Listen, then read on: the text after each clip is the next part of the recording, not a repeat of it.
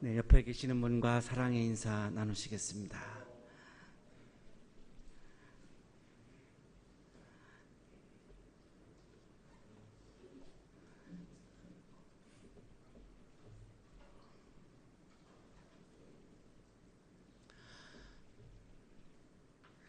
시사저널이라는 잡지에서 미디어 리서치의 도움을 받아서 최초로 한국인이 가장 신뢰하는 직업을 조사를 해서 2009년 7월 29일자 1032호에 이 결과를 발표를 했습니다.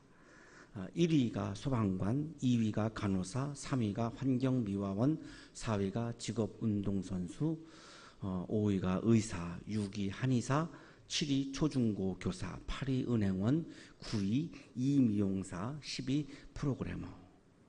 우리 예배를 드리는 우리 식구들 중에도 여기 있는 분들이 많이 있습니다.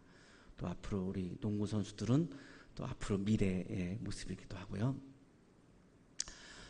제가 관심 갖게 본 것은 종교인들인데요. 11위가 신부, 18위가 승려, 25위가 목사입니다. 시사저널이 이 부분에 대해서 또 유독히 평가를 또 했습니다. 국민의 대다수가 종교 지도자를 크게 신봉하거나 신뢰하지 않고 있다라고 이렇게 아주 친절하게 이 부분에 대해서는 해설까지 해놓아서 참 마음이 많이 아팠습니다. 왜 그러면 목사에 대한 신뢰도가 낮은가라고 하는 것도 역시 또 조사를 해서 발표를 해놓았습니다.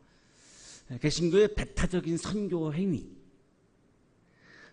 초대형 및 대형교회 목사직의 세습, 헌금 강요, 초대형 교회 목사들의 막대한 부동산 소유 등과 사치스러운 생활, 이런 것들 때문에 신뢰도가 33위가 마지막인데 거의 꼴찌죠. 25위에 이렇게 올라가 있다라고 해석을 해 놓았습니다. 관심을 모으는 최하위는 누구인가? 우리의 기대를 벗어나지 않았습니다. 33위 정치인입니다. 우리 다 예상하고 있었죠. 평소에도 그런 생각을 했습니다만 이 발표를 보면서도 역시 다시 한번 그런 생각을 하게 되었습니다. 참 우리 대한민국의 국민들이 참 훌륭합니다.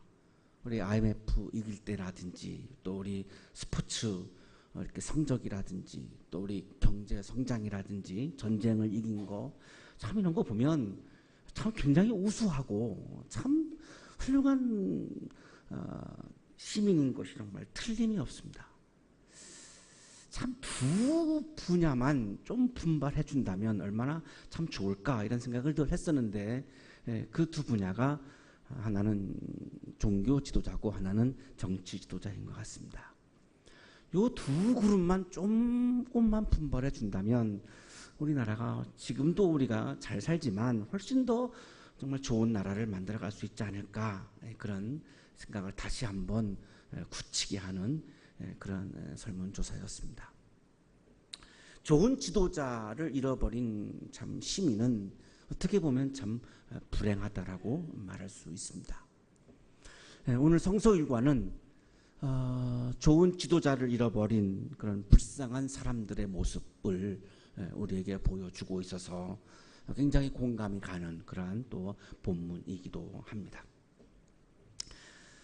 예수님께서 12제자를 부르셔서 둘씩 이렇게 짝을 지어서 보내셨죠. 하나님 나라를 증거하라고, 하나님 나라를 이루어 가라고 이렇게 둘씩 보내셨습니다. 이 12제자들이 보냄을 받아서 파송을 받아서 세상에 나가서 하나님 나라의 일을 열심히 했습니다. 놀라운 열매가 있었습니다. 악한 영들을 막 내쫓고 그리고 병자들이 막 고쳤습니다. 정작 예수님은 나사렛에서 실패했지만 이 제자들은 오히려 다른 곳에 가서서는 믿음이 있는 곳이었기에 거기에서는 놀라운 선교의 열매가 있었고 하나님 나라의 열매가 있었던 것이죠. 자, 이제 이들이 그렇게 하고 나서 다시 이제 예수님께로 돌아온 거죠. 예수님께 돌아와서 자기들이 한 것을 선교 보고를 한 겁니다. 그러니까 예수님이 너무너무 좋아요. 너무너무 기분도 좋고 제자들이 참 기특하고 나도 잘 하지 못했던 것을 해내고 하니까 정말 이 스승을 뛰어넘는 제자를 볼 때에 스승은 굉장히 보람있고 기쁜 거 아니겠습니까? 너무너무 예수님 마음이 좋은 거예요. 그래서 배려를 합니다. 외딴 곳으로 가서 좀 쉬어라. 너무 수고를 많이 했으니까 좀 쉬어라. 쉼을 준다라고 하는 것은 굉장히 따뜻한 배려이죠. 우리 학교에서도 여름 휴가철을 맞이해서 우리 교직원들에게 보니까 호텔 이렇게 콘도 같은 것들을 무료로 이렇게 휴가를 보내라고 제공을 해주는 그런 제도가 있더라고요. 참 굉장히 따뜻한 걸 참 느꼈는데, 뭐 신청자가 워낙 많으니까 물론 추첨을 하는데 저도 신청을 했다가 역시 기대와 똑같이 떨어졌습니다만, 그래도 그 제도 자체가 참 따뜻하다. 어떻게 직장에 이런 제도가 있을까? 그런 아주 많은 감동을 받았는데, 이 제자들도 지금 굉장히 마음이 따뜻할 거예요. 선생님이 야, 이제 좀 수고했으니까 좀 쉬어라. 얼마나 따뜻하겠어요. 사람들이 너무나 많이 찾아오고 뭐 밥 먹을 새도 없으니 여기서는 쉴 수가 없고 좀 외딴 곳으로 가서 좀 쉬어라. 그래서 제자들이 스승님을 모시고 예수님을 모시고 배를 타고 외딴 곳으로 떠난 겁니다. 그런데 사람들이 그걸 다 눈치를 채고 이 소문을 다 알아듣고 이 예수님을 만나려고 하는 이 간절한 마음 때문에 오히려 예수님 일행보다 더 빨리빨리 걸어가지고 오히려 그 외딴 곳에 예수님 일행보다 더 먼저 도착을 해버린 겁니다. 얼마나 예수님을 만나는 것이 간절했으면 예수님을 앞질러서 오히려 먼저 거기에 도착해서 예수님을 기다리고 있는 거죠. 우리가 예배 자리에 올 때마다 좀 이런 예수님을 만나는 것에 대한 이런 간절한 마음으로 우리가 찾아올 때에 우리가 예수님을 참 만날 수 있겠구나, 이런 생각을 하게 되었습니다. 자, 이 외딴 곳은 어딜까요? 35절에 의하면 빈들이라고 그렇게 표현을 하고 있습니다. 빈들을 또 찾아보니까 에레모스, 아주 적막한 황량한 사막을 이야기하고 있습니다. 그 황량한 사막에 거대한 인파가 지금 몰려들어서 예수님을 기다리고 있는데 44절에 의하면 그 인파는 무려 5천 명이나 넘는 어마어마한 인파가 예수님 일행을 기다리고 있는 거죠. 예수님 일행은 지금 사역을 너무 열심히 해서 좀 이제는 쉬려고 좀 여름 휴가를 하려고 지금 가고 있는 건데 오히려 5천 명이나 되는 인파가 모여 있으니까 참 굉장히 이거 당황스러운 일입니다. 예수님께서 드디어 그 한적한 곳, 외딴 곳, 그 황량한 사막, 거기에 도착을 해서 이제 닻을 내리고 배에서 내렸습니다. 어마어마한 큰 무리가 자기를 기다리고 있는 거죠. 이 무리는 오클로스인데 정통 유대인에 속하지 못하는 이런 아주 약한 이런 사람들을 의미합니다. 당당한 이 시민권을 갖고 있는 이 나라의 유대 백성들은 라오스라고 부르고, 근데 헬라 성경에 여기는 라오스라고 되어 있지 않고 오클로스라고 되어 있습니다. 그러니까 정상적인 그런 시민권을 행사할 수 없는 아주 약한 사람들이 지금 5천 명이나 되는 사람들이 오클로스가 지금 이렇게 모여 있는 거죠. 자, 그들을 딱 배에서 내렸어요. 예수님이 딱 보시면서 처음 든 이 감정이 뭐였냐면 참 불쌍하다였습니다. 불쌍하다. 불쌍히 여기셨다. 에스프랑크니스테는 이렇게 먼 발치에서 좀 이렇게 동정을 하는, 이렇게 거리감을 두고 이렇게 참 안 됐다 이렇게 동정하는 피티의 의미가 아니라 아픔을 함께 나누는, 너와 나를 동의로 하면서 아픔을 함께 나누는 컴패션의 의미입니다. 독일어로는 미트라이트인데 미트는 함께, 라이드는 고통. 그래서 함께 아파하는 동정이라고 하는 번역보다는 동고라고 하는 번역이 이 에스프랑크니스테에 더 가까운 번역이라고 말할 수 있습니다. 딱 무리들을 보시면서, 오클로스를 보시면서 함께 그냥 예수님 마음이 아팠던 거죠. 예수님 마음이 왜 아팠을까요? 분명히 말씀하시죠. 목자 없는 양처럼 느껴졌다는 거예요.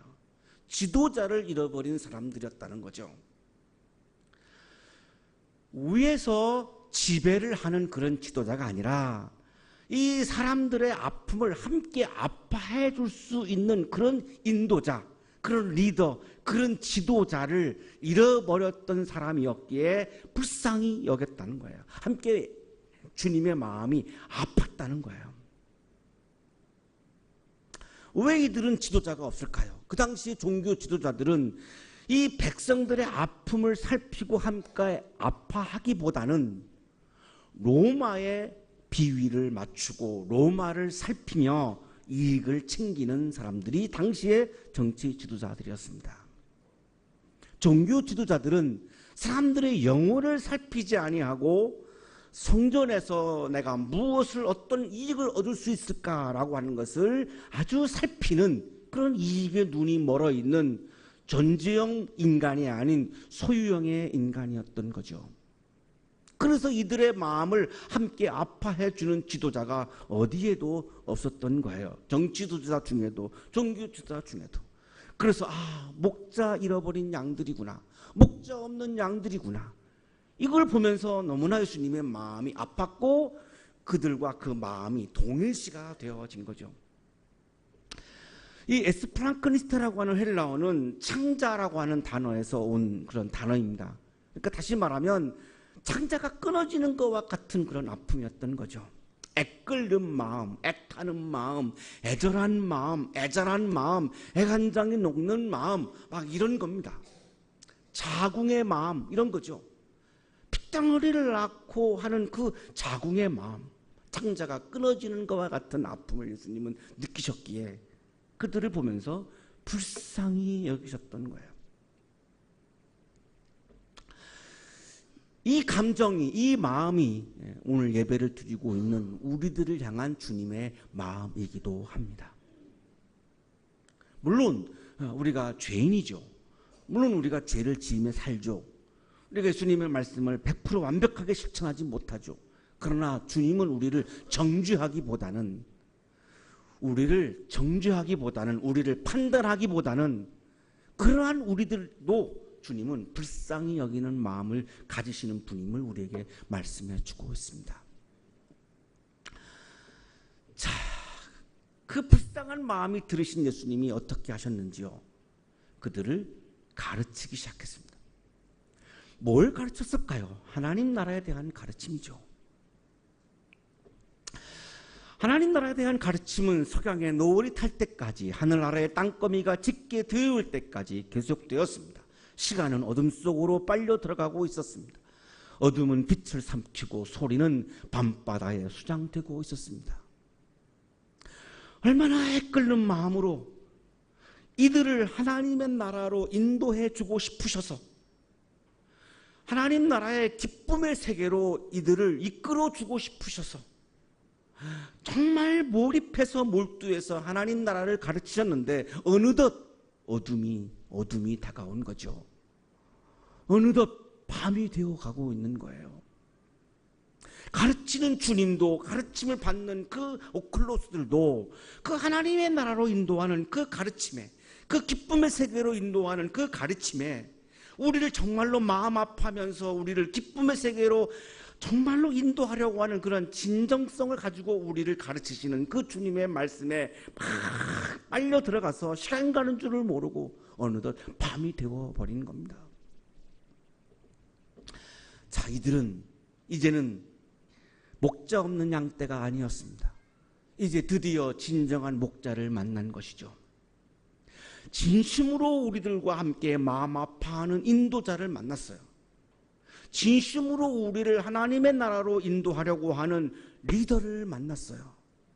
정말로 우리를 품어주고 우리를 불쌍히 여겨주며 우리를 복되게 해주고 싶어하는 그러한 진정한 목자를 만났어요.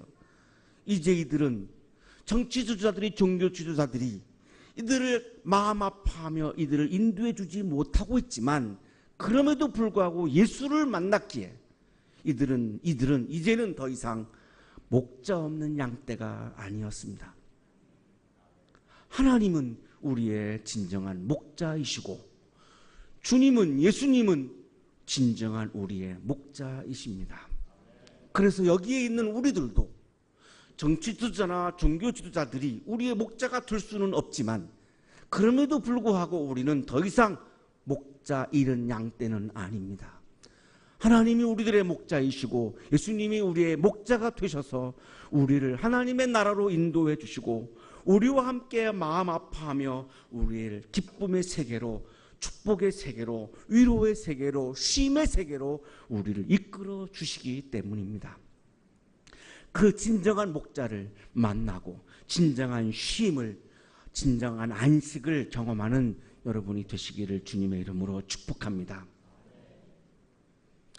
오늘 본문은 굉장히 건너뛰고 있어서 그 부분을 요약하면, 자, 그리고 나서 예수님이 이 오클로스들과 함께 음식을 먹는, 밥상을 나누는 하나님 나라의 축제를 즐기죠. 이것이 오병이어의 기적입니다. 35절에서 44절까지 이렇게 계속됩니다. 자, 오병이어 기적, 하나님 나라의 축제를 벌인 다음에 예수님께서 제자들을 이제는 벳세다로 가라고 합니다. 이 벳세다는 이방인 지역들이죠. 거기에도 목자 잃은 양들이 많았고 그들에게 목자를 만나게 해주기 위해서 벳세다로 보냈습니다. 자, 그런데 배를 타고 가다가 제자들이 풍랑을 만나죠. 그때 예수님은 이제 기도하시러 산에 올라가셨고 제자들만 배를 타고 가다가 풍랑을 만났고, 그래서 결국은 다시 예수님이 그 배에 오르셔서 급하니까 벳세다로 가지 못하고 게네사렛이라고 하는 곳에 닻을 내리고 배가 도착합니다. 가버나움과 이 나사렛 이 사이에 있는 지역이고, 가버나움에서 한 3km 정도 떨어져 있는 곳이고, 그래서 사람들도 걸어서 거기까지 올 수 있는 곳이고, 근데 게네사렛으로 이렇게 벳세다로 가는 중이었기 때문에 이 예수님 일행은 지금 배를 타고 3km 떨어져 있는 곳 게네사렛에 지금 도착을 한 거죠. 이 게네사렛은 아주 비옥한 땅입니다. 성지순례를 해보면 이 이집트에서 이스라엘까지 가는 곳이 다 사막입니다. 풀 한 폭이 보이지 않습니다. 이 풀은 빛깔이 아예 없습니다. 그냥 이스라엘을 딱 들어가도 그냥 다 사막입니다. 그런데 이 게네사렛 가면 이 그린, 아주 이 녹색 풀이 있고 굉장히 비옥한 이런 평원이고, 그래서 여기는 아주 풍요로운 지역입니다. 비교적 굉장히 경제적으로도 넉넉한 사람들이죠. 자, 문제는 이들도 목자가 없었습니다. 함께 마음 아파해주며 하나님의 나라로 인도해주는 진정한 목자가 역시 이들도 없었습니다. 정규적으로는 풍요로웠지만 영적으로는 목자가 없는 겁니다. 자기들이 얼마나 진정한 목자를 찾기를 간절히 원했으면 예수님이 배에서 딱 내리는 순간 예수님을 알아본 거예요. 아, 우리들의 진정한 목자가 오셨구나. 예수님을 딱 그렇게 알아본 거예요. 얼마나 그 진정한 목자에 대한 이 갈증이 얼마나 심했으면 예수님을 딱 보는 순간 알아봤단 말이죠. 아, 이분이 우리들의 목자이시구나. 열광적인 반응을 합니다. 그래서 막 도처에 다니면서 이 아픈 사람들을 침상에 눕혀가지고 이 매트 같은 거죠. 거기다가 눕혀가지고 예수님께로 막 데리고 오는 겁니다.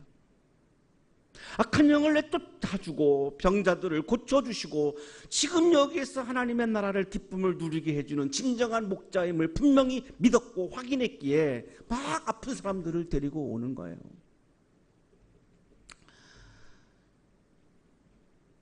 장터까지도 막 데려다 놓고 예수님을 만나게 해주고 싶은 거죠.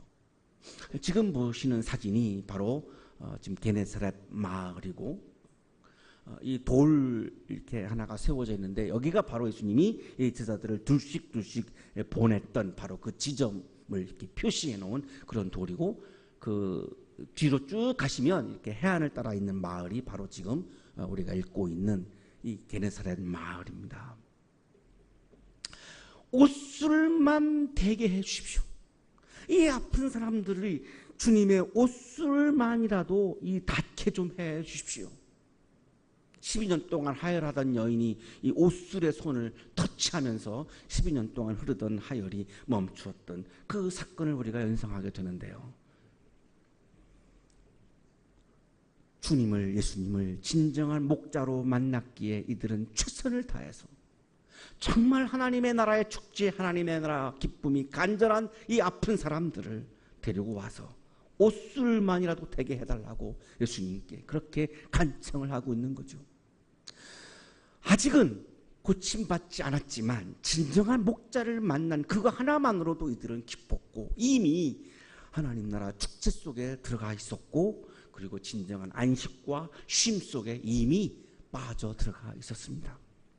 게다가 그 옷술에 손을 댄 사람 모두입니다. 모두 병이 나았습니다. 구원을 받은 거죠. 소조, 헬라어로 소조인데 구원을 받은 거죠. 이 진정한 구원은 어디에서 이루어졌습니까? 진정한 목자를 만나는 통로를 통해서 이 구원의 기쁨이 찾아왔습니다. 우리들의 진정한 목자는 사람이 아닙니다. 우리들의 진정한 목자는 하나님, 예수 그리스도, 그분만이 우리들의 진정한 목자입니다. 그분을 만나는 하나님 나라의 기쁨이 충만하기를 주님의 이름으로 축복합니다. 하나님, 진정한 지도자를 잃어버리고 슬픔과 아픔 속에서 살아갈 때도 많습니다. 주님, 그러나 오늘 아침 우리들의 마음이 기쁩니다. 우리의 진정한 목자이신, 우리와 함께 아파해 주시고 우리를 하나님의 나라로 인도해 주시는 진정한 목자이신 예수 그리스도를 만나고 있기 때문입니다. 우리의 진정한 목자이신 예수 그리스도와의 깊은 만남이 이루어지는 이 여름철이 되게 하여 주시고, 하나님 나라의 축제가 우리의 삶을 사로잡는 계절이 되게 해 주옵소서. 한양대학교 속해 있는 우리 모든 성도들을 한 분 한 분 기억해 주셔서 선한 목자이신, 진정한 목자이신 주님께서 매순간 매순간 만나 주셔서 하나님 나라의 기쁨 속에서 살아가도록 복내려 주옵소서. 예수 그리스도 이름으로 기도하옵나이다. 아멘.